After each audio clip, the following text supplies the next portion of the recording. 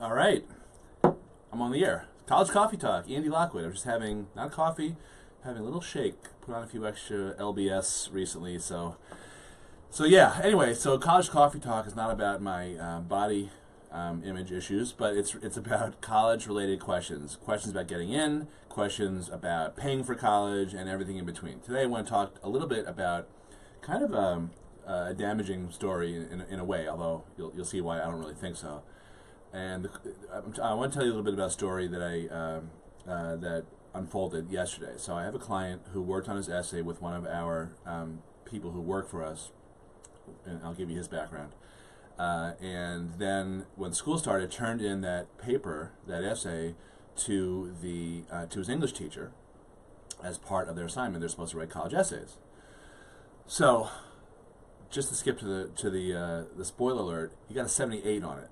And he was really mad because he'd worked really hard on it over the summer. So a couple of points here. One is that sometimes, what I usually tell people, sometimes the greatest English papers can be the worst college essays, but I suppose the opposite is true. Sometimes the worst college essays can be the best English papers. I don't know. But in this case, a couple points I want to make here is, first of all, Mark, our essay person who was working with our client, was an admissions officer at the University of Chicago, which admits 7% of its applicants, and they're known for their really esoteric essays, heavy writing components of their applications. He made the decision whether or not to admit someone 1,000 times a year for 3 years. That they got about 1,000 applications each as admissions officers at U Chicago.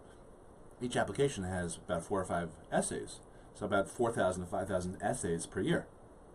So that's his perspective in terms of what constitutes a great college essay. On the other hand, the English teacher most likely did not go to a school, and I have no idea who the English teacher is. I'm not going to divulge anything about the client, but generally speaking, English teachers didn't go to schools, a lot of them didn't go to schools as competitive as U Chicago, where Mark did. Actually, he's even in grad school now at Duke, so he's obviously got some good academic credentials himself.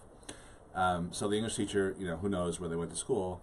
I'm also always curious, have you ever read anything that your English teacher has written?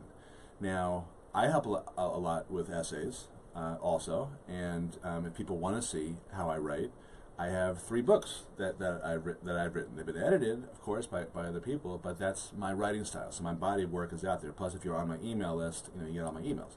So that's a little bit different. You kind of have a chance to sort of, see if my approach makes sense to you. Whereas an English teacher, you're just kind of accepting that they know what they're talking about. So I went through some of the comments, with the client's mom. And a lot of English teachers, they grade off of this rubric, so they didn't like the introductory paragraph, so they took 10 points off, instead of 1 or 2 points.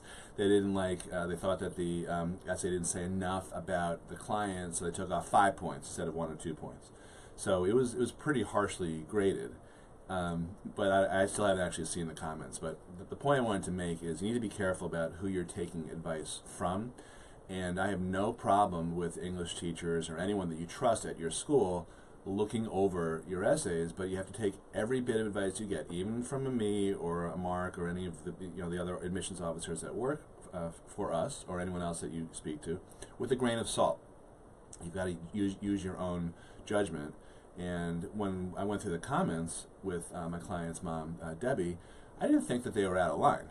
I disagreed with a couple of them, but I could see the point with a couple of others. But getting to a 78, man, that was very harsh in my opinion. And this was probably the one bit of writing that this kid has worked on the hardest his entire life too. So that wasn't so nice either. But anyway, that's my point. Just be careful who you take your advice from. So. We have these workshops coming up. I'm going to be speaking tonight in Manhasset. We technically sold out. We booked all of the seats that we had allotted for us, and the library, has gotten a bunch of their own seats filled too. So we may get some no-shows. If you're in the Manhasset area, please feel free to try to stop by. Come early. It starts at 7, but maybe show up 15, 20 minutes early. And also the rest of our schedule of speaking for this fall, as we enter crunch time, is posted on our website, collegeplanningguru.com. All right. Thanks for watching. If you have any questions or comments, you can see on this page. I'm always popping in to see if I can answer any questions. So feel free to leave them. Talk to you soon. Bye-bye.